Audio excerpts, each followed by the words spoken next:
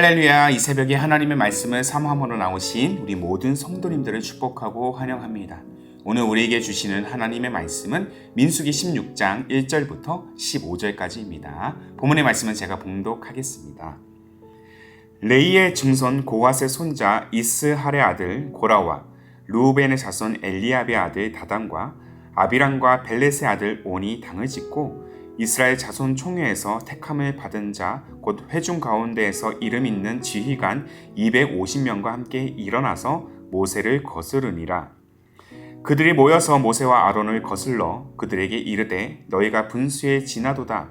회중이 다 각각 거룩하고 여호와께서도 그들 중에 계시거늘 너희가 어찌하여 여호와의 총회 위에 스스로 높이느냐.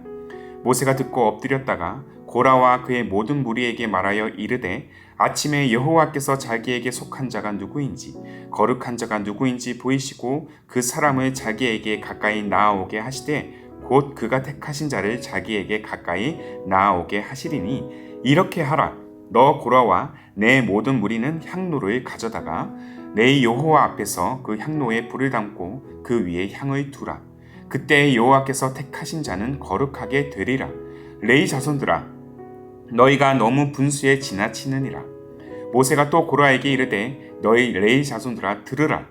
이스라엘의 하나님이 이스라엘 회중에서 너희를 구별하여 자기에게 가까이 하게 하사 여호와의 성막에서 봉사하게 하시며 회중 앞에 서서 그들을 대신하여 섬기게 하심이 너희에게 작은 일이겠느냐. 하나님이 너와 내 모든 형제 레위 자손으로 너와 함께 가까이 오게 하셨거늘 너희가 오히려 제사장의 직분을 구하느냐. 자, 이를 위하여 너와 너의 무리가 다 모여서 여호와를 거스르는도다. 아론이 어떠한 사람이기에 너희가 그를 원망하느냐. 모세가 엘리압의 아들 다단과 아비람을 부르러 사람을 보냈더니 그들이 이르되 우리는 올라가지 않겠노라. 내가 우리를 적과 꿀이 흐르는 땅에서 이끌어내어 광야에서 죽이려 함이 어찌 작은 일이기에 오히려 스스로 우리 위에 왕이 되려 하느냐. 이뿐 아니라 내가 우리를 적과 꿀이 흐르는 땅으로 인도하여 드리지도 아니하고 밭도 포도원도 우리에게 기업으로 주지 아니하니 내가 이 사람들의 눈을 빼려느냐. 우리는 올라가지 아니하겠노라. 모세가 심히 노하여 여호와께 여짜오되 주는 그들의 헌물을 돌아보지 마옵소서. 나는 그들의 나귀 한 마리도 빼앗지 아니하였고 그들 중에 한 사람도 해하지 아니하였나이다 하고. 아멘. 오늘 말씀은 넘지 말아야 할 선, 잊지 말아야 할 특권이라는 제목으로 나누기를 원하는데요. 춘추전국 시대 유학이라는 경전을 정립하여서 지금도 중국과 한국을 비롯한 동양 문화에 깊이 뿌리박고 있는 유교 사상을 전파한 인물이 있습니다. 그는 바로 우리가 너무도 잘 알고 있는 공자입니다.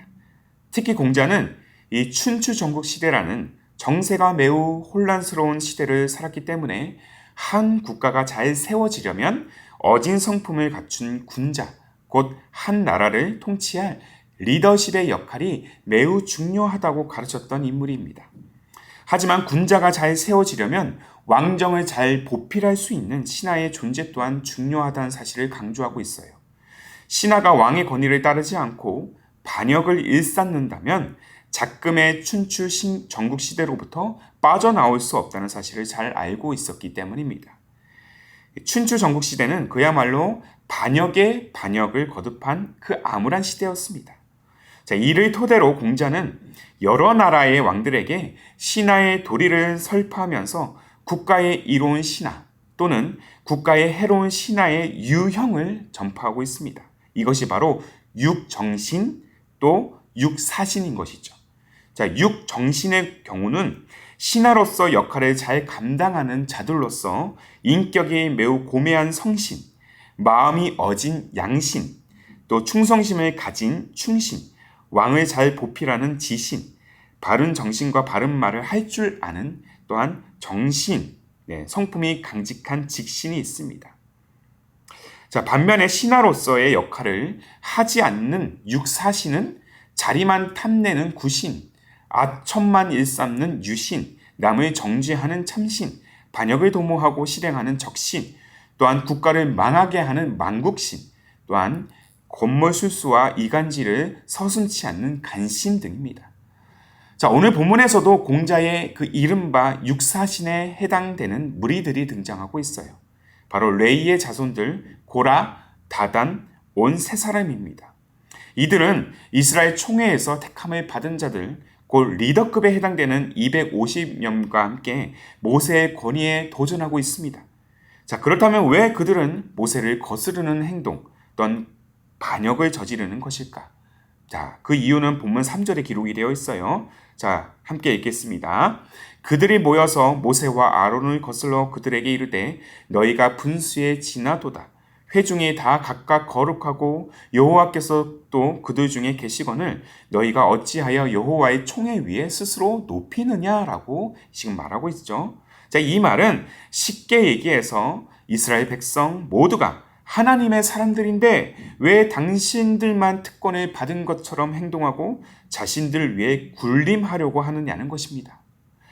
겉으로는 굉장히 합리적인 평등주의를 내세우는 것처럼 보여요. 자, 평등주의가 무엇입니까? 모든 사람이 동등한 존재와 같이 권리를 지니고 있다는 뜻입니다. 하지만 이들은 이 합리성을 악용하고 있습니다. 그들의 진짜 의도에는 자신들도 모세와 아론처럼 무리 위에 군림하고자 하는 야욕이 숨겨져 있다는 겁니다. 그리고 힘있는 무리들을 깨어서 반란을 모의하고 있는 거예요.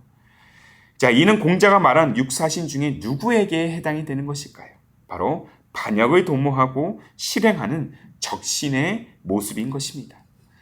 자, 이들의 반역에 모세는 어떻게 지금 대응하고 있습니까? 자, 일단 먼저 4절의 말씀을 보면 이렇게 기록되어 있죠. 모세가 듣고 엎드렸다가, 자, 이에 대한 영어 성경의 표현을 이렇게 기록되어 있습니다. He fell face down 이라고 기록이 되어 있어요. 엎드려 얼굴을 숙였다는 것이죠. 그렇다면 누구에게 그가 엎드렸다는 것일까요? 바로 반역자입니까? 아닙니다. 반역자들에게 얼굴을 그가 숙일 이유가 없습니다. 그는 무엇보다 하나님께 얼굴을 숙이면서 엎드려서 기도했습니다. 그들의 반역에 모세가 가장 먼저 한 행동이 있다라면 바로 하나님께 기도하고 하나님께 바로 지혜를 구했다라는 것이죠. 그리고 나서 모세는 다시 일어나서 반역자들을 향하여 이렇게 말하고 있습니다. 본문 5절의 말씀이에요. 고라와 그의 모든 무리에게 말하여 이르되 아침에 여호와께서 자기에게 속한 자가 누구인지 거룩한 자가 누구인지를 보이시고 그 사람을 자기에게 가까이 나오게 하시되 곧 그가 택하신 자를 자기에게 가까이 나오게 하시리니. 자, 여호와께서 자기에게 속한 자가 누구인지를 보자고 모세는 제안하고 있습니다. 그리고 향로를 가지고 오게 해서 성소에 모이도록 요구합니다. 이 향로의 분향은 오직 제사장만이 가질 수 있는 권한인 동시에 이 향로를 잘못 오용하게 되면 제사장들도 죽음을 면치 못하는 아주 엄격한 도구입니다. 권위에 대한 논쟁 앞에 모세는 생사를 가르는 과제를 지금 반역자들에게 떠안겨준 것이죠. 자, 모세의 의도는 생사를 주관하시는 여호와 하나님 앞에서 자기 분수도 모른 채 하나님이 세우신 지도자의 권위에 대항하려는 그들의 교만함을 꼬집기 위한 것입니다. 그리고 이 오늘 본문 8절 이하를 보시면 이미 반역의 주동자들은 레인으로서 하나님을 예배하고 성소를 관리하는 직무를 맡은 자들입니다. 누구보다 하나님께 가까이 나아갈 수 있는 특권을 가진 자들임을 모세는 상기시켜주고 있습니다.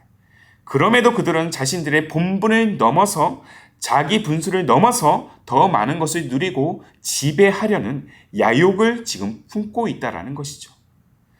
자, 사랑하는 성도 여러분, 하나님 앞에서 지혜롭고 또 하나님께서 가장 기뻐하시는 사람들은 자기에게 주어진 은사대로 섬기고 순전한 마음으로 하나님을 일을 하고 하나님께서 주신 그 사명을 충성스럽게 감당하는 자입니다. 비록 세상과 사람들이 보기에 지극히 작은 일이라 할지라도 말이죠.